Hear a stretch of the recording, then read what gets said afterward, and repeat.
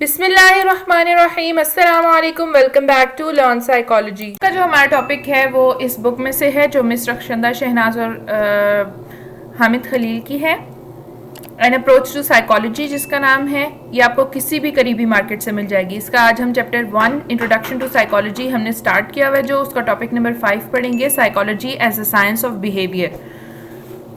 Psychology as a science of behaviour के बारे में J.B. Watson, Pillsbury, WMC Dougall, Thorndike ने क्या कहा वो देखेंगे और क्रिटिसिज्म पढ़ेंगे। Psychology as a science of behaviour. What a living thing does is generally known as behaviour. एक जीता जागता स्पीशी, कोई भी मखलूक हो जो सांस लेती है, वो जो कुछ करती है उसको हम क्या कहते हैं? बिहेवियर। इट मीन्स रिस्पॉन्सेज और reactions to various kinds of stimuli. इसका मतलब होता है डिफरेंट किस्म की स्टिमुलाई के, जो स्टिमुलस कहते हैं किसी भी अर्ज को जिसके रिएक्शन में आप कुछ करते हो, ठीक है। तो इसका मतलब होता है रिस्पॉन्सेज और reactions to various stimuli is our behaviour. किसी भी स्टिमुलाई के रिएक्शन को हम क्या कहते हैं? Behaviour. When this definition was adopted for psychology it gained a lot of fame and acceptance. जब ये डेफिनेशन आई दुनिया में, या फेम मिला इसको, जब ये डेफिनेशन आई साइकोलॉजी की वर्ल्ड में, तो इसको बहुत ज़्यादा मशहूरी मिली, एक्सेप्टेंस मिली। As it discussed earlier that in order to understand the minds of other persons and animal we have to study the behaviour. As वो कहते हैं कि जैसे हम क्रिटिसाइज करते थे psychology as a science of mind को या सोल को, तो हम कहते थे अगर माइंड के या मेंटल प्रोसेसेस को पढ़ना है तो उसके साथ साथ उन लोगों के बिहेवियर को पढ़ना भी ज़रूरी है, क्योंकि हम उसको सिर्फ माइंड तक जो है वो लिमिट नहीं कर सकते। Psychology as a science of behaviour. J.B. Watson ने क्या कहा इसमें? जॉन बी वॉटसन ने कहा, he claimed that psychology is a study of behaviour. उसने कहा कि उसने क्लेम की बात कि साइकोलॉजी जो है वो बिहेवियर की स्टडी है। That is what organisms do. वो ये है कि जो मखलूक होती है या जो एक जीता जागता इंसान है या एनिमल है, वो क्या करता है, वो उसमें शामिल होता है। देयर एक्शंस, यानी कि उनके एक्शन वो क्या करते हैं। Their reactions and responses to particular stimulise.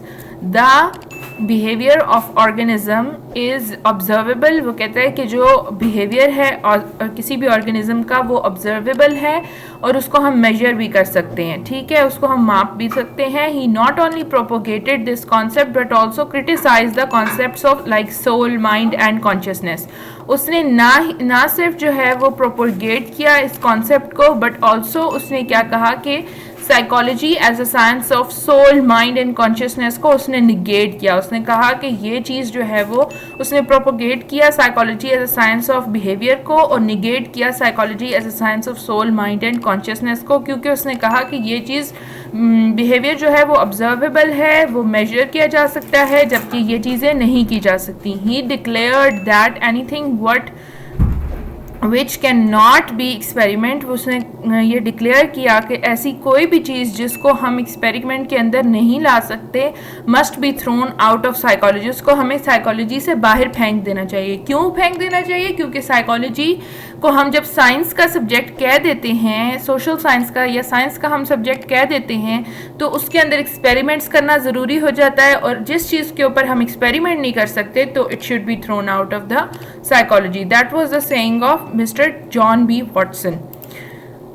Pillsbury, McDougall, Thorndike, Pavlov और स्किनर ने इस बारे में क्या कहा? Pillsbury was the first person who used this term for psychology. Pillsbury वो पहला शख्स था जिसने psychology as a science of behaviour का नाम लिया। WMC Dougall also adopted this definition for psychology. WMC Dougall जो है उसने भी, अभी आपको बता रहे हैं कि इन लोगों ने जो है वो साइकोलॉजी को psychology as a science of behaviour के बारे में उसका नाम लिया। तो उसमें पिल्सबरी भी है, WMC डॉगल भी है, उसने भी ये डेफिनेशन अडॉप्ट की। और Thorndike, who conducted many experiments on animals and introduced trial and error method for learning, is known as behavior is psychologist. ठीक है। इसके बारे में पैवलोव और स्किनर ने क्या कहा? Pavlov and Skinner introduce the laws of conditioning while experimenting on animals with these rules human behaviour can also be explained and controlled. उसने पैवलोव और स्किनर ने इंट्रोड्यूस किए लॉज ऑफ कंडीशनिंग के लॉज, जैसे classical conditioning का experiment उठा लें आप, पैवलोव का जो उसने डॉग्स पे किया था, ठीक है। उन्होंने एक्सपेरिमेंट्स किए एनिमल्स के ऊपर और उन्हीं बेसिस पे हम ह्यूमन बिहेवियर को अंडरस्टैंड कर सकते हैं और कंट्रोल कर सकते हैं। With these rules human behaviour can also be explained, उनको एक्सप्लेन भी कर सकते हैं, हम उनको समझने में हमें मदद मिल सकती है। कैसे? कि हम एनिमल्स के ऊपर कुछ पर्टिकुलर बिहेवियर, उनके बिहेवियर्स के ऊपर टेस्ट करें या उनके ऊपर एक्सपेरिमेंट्स करें, उनके बिहेवियर को स्टडी करें, ठीक है। इसके बाद आती है psychology as a science of behaviour में वॉटसन ने क्या कहा? According to Watson, individual learns from his environment. Watson ने कहा कि जो इंडिविजुअल होता है वो अपनी एक फ़र्द जो होता है वो अपनी इन्वायरमेंट से लर्न करता है, सीखता है, समझता है, ठीक है, चीज़ों को। ही conducted successful experiments on small children, उसने छोटे बच्चों पे and animals and explain the stimulus response formula. उसने स्टिमुलस रिस्पॉन्स का एक फार्मूला SR फार्मूला जो है वो बनाया। कैसे? ही कंडक्टेड, पहले उसने एक्सपेरिमेंट्स किए बच्चों पे, एनिमल्स पे। देखिए, एक आम इंसान को समझना बहुत आसान होता है, लेकिन एक बच्चे को या किसी भी जानवर को समझना थोड़ा मुश्किल होता है साइकोलॉजी के हिसाब से, ठीक है। तो इवन आप किसी नॉर्मल बच्चे की एग्जांपल ले लेते हो, तो उसको पेट में दर्द है, आप डॉक्टर के पास लेके जाओ, डॉक्टर उसके पेट को हाथ लगाते हैं, बच्चा आगे से हंसने लग जाता है, ठीक है। एक एग्जाम्पल है ये, ठीक है।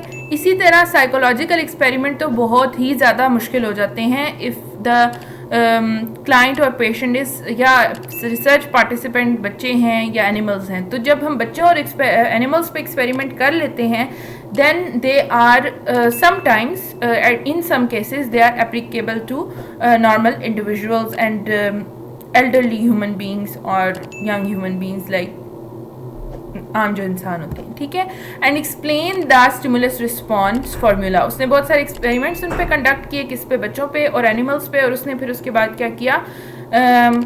एक्सप्लेन किया स्टिमुलस रिस्पॉन्स फार्मूला को। Stimulus is studied as it elicits behavior in awards and punishment maintain the responses but as SR अच्छा पहले ये समझ लेते हैं। स्टिमुलस इज स्टडीड, उसने कहा कि स्टिमुलस जो है वो उसको हम ऐसे कह सकते हैं जैसे कि वो इलिसिट करता है बिहेवियर को, यानी कि कोई भी बिहेवियर जो है वो स्टिमुलस के होने की वजह से, जब स्टिमुलस उसको अर्ज करता है, इलिसिट करता है या उसको जो है वो इनकरेज करता है या बूस्ट कर, ठीक है। स्टिमुलस क्या करता है? इनकरेज करता है या बूस्ट करता है बिहेवियर को, और फिर इंसान का जो है वो रिस्पॉन्स आता है। लेकिन इसमें इंसान का है, ऑर्गेनिज्म का है, ठीक है। सो यहाँ पे लिखा हुआ है but as SR is not concerned with what goes on inside the organism, के एक इंडिविजुअल इंसान, एनिमल, बच्चे के अंदर क्या जा रहा होता है, अंदर क्या चीज़ गुजरी होती है, उसको ये कंसिडर नहीं कर रहा या कंसर्न्ड नहीं है इस चीज़ से। So it was criticised and amended as SOR। तो इसको क्रिटिसाइज किया गया और कहा कि ये फार्मूला ठीक नहीं है, तो इसलिए इसको चेंज करके SR से, यानी कि स्टिमुलस रिस्पॉन्स फार्मूला से, उसको SOR बना दिया गया, यानी कि स्टिमुलस ऑर्गेनिज्म रिस्पॉन्स। यानी कि स्टिमुलस कोई भी बाहर का एक फैक्टर होता है, वो इंसान, फॉर एग्जांपल अगर कोई अवार्ड मिलता है बच्चे को, तो इंसान के अंदर वाली फीलिंग आएगी ना कि वो अंदर से खुश है, एंड देन वो रिस्पॉन्स में थैंक यू कहेगा, ठीक है। ये भी एक रिएक्शन ही है किसी चीज़ का। या किसी को पनिशमेंट मिलती है, उसको इदराक होता है इस चीज़ का कि हाँ मैंने कोई गलत काम किया है, उसको इस चीज़ का गिल्ट होता है, नदामत होती है, एंड देन उसके बाद वो क्या करता है? रिएक्ट करता है एज इन सॉरी, या वो जो है वो बागी हो जाता है, फॉर एग्जाम्पल, ठीक है। Organism was included in which stimulus and response was also included in this formula. आगे करते हैं, behaviourist conducted a lot of experiments and became dominated during first half of the 20th century.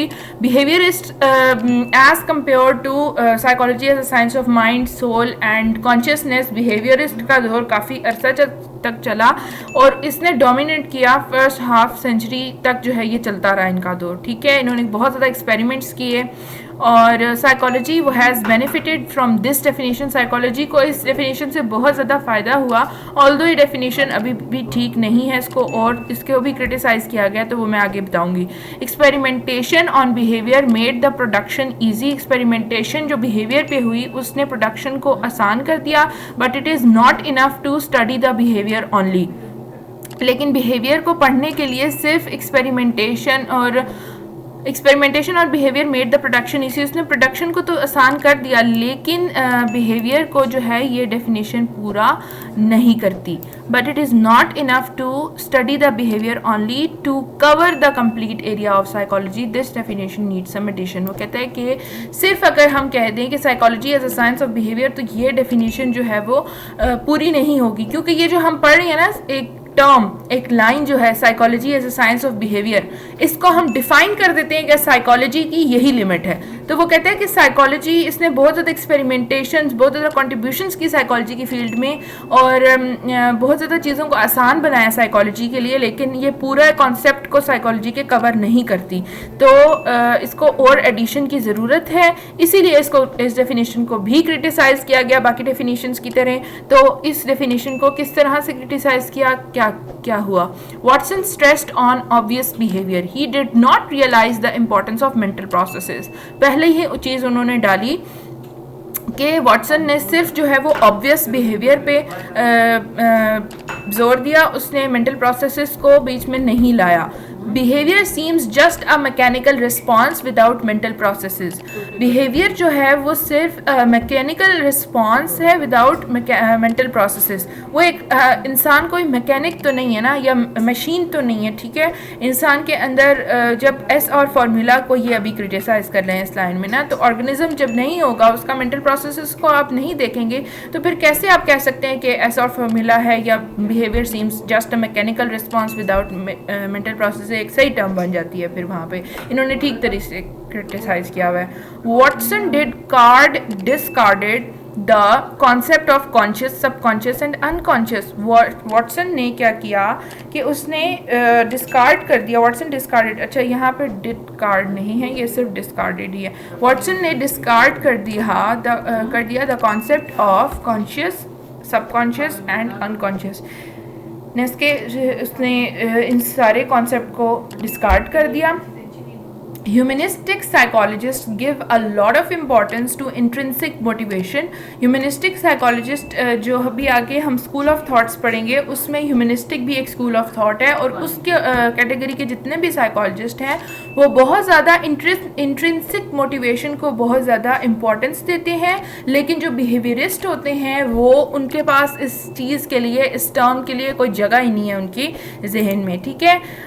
It is obvious that all definitions have some flaws because none of them cover the subject matter of psychology in a complete sense. ये बहुत ही obvious सी बात है कि सारी जितनी भी definitions आज तक साइकोलॉजी की आई हैं, उन सब में कोई ना कोई फ्लॉज थे, और इस वजह से उनको क्रिटिसाइज किया गया, लेकिन उन सब में से किसी ने जो है पूरी तरीके से सब्जेक्ट मैटर ऑफ साइकोलॉजी को कवर नहीं किया। So definition given by behaviorist can be modified to meet the need, ठीक है। हम ये नहीं कह सकते कि पूरे तरीके से ये डेफिनेशन गलत है, सारी ही ने कुछ कंप्लीशन नहीं की, तो इसलिए हम इस डेफिनेशन को, अगर हम नीड को, यानी कि अपनी ज़रूरत को मीट करना चाहते हैं, मिलना चाहते हैं, साइकोलॉजी के सब्जेक्ट मैटर को पहचानना चाहते हैं, तो उसके लिए हमें इसको थोड़ा सा अगर मॉडिफाई करना पड़े तो इतनी बड़ी बात नहीं है।